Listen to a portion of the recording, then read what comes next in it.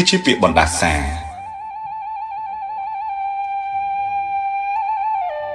មុននឹងត្រូវបានសាងសង់ឡើងនៃប្រាង្គប្រាសាទនីមួយៗគេតែងសេពមន្តគាថាចងអាគមនៅទីនោះជាច្រើនប្រភេទតាមអ្នកដែលចេះអាគមរៀងៗខ្លួន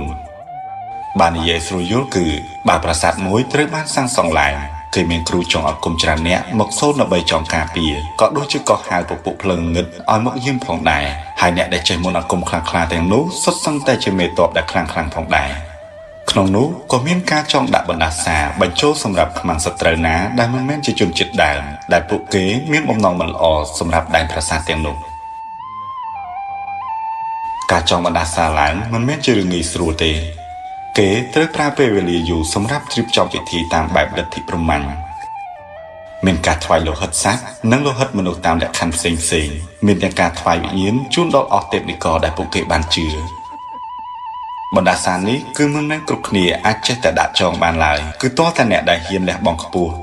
និងមានចិត្តវិញ្ញាណផ្សារភ្ជាប់ទៅជាមួយនឹងម្ចាស់នៃធាតុទាំង5ដែលមាននៅក្នុងលោកនេះធាតុទាំង5នោះមានដូចជាទឹកដីភ្លើងខ្យល់និងឈើយើងដឹងហើយថាធាតុទាំង5នេះត្រូវបានគេយកមកធ្វើជាប្រយោជន៍ប្រើប្រាស់ក្នុងជីវិតប្រចាំថ្ងៃតែទន្ទឹមនឹងនោះធាតុទាំង5ក៏ជាអាវុធមុខពីរអាចធ្វើឲ្យមនុស្សមានទុក្ខភ័យផងដែរគ្រោះទឹកជំនន់ភ្លើងឆេះផ្ទះ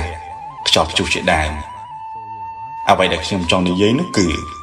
ធាតុទាំង5នេះត្រូវបានគេយកមកធ្វើជាកម្លាំងនៃបណ្ដាសាសម្រាប់អំបូរជាតិផ្សេងណាដែលមានចិត្តចង់បំពាន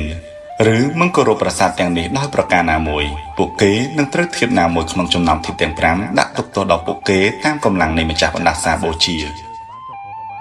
ហេតុនេះហើយទើបយើងមានឃើញរឿងហេតុដែលមនុស្សគ្រប់គ្នាគិតថាជារឿងចៃដន្យនោះបានកើតឡើងតាំងពីបុរាណកាលមក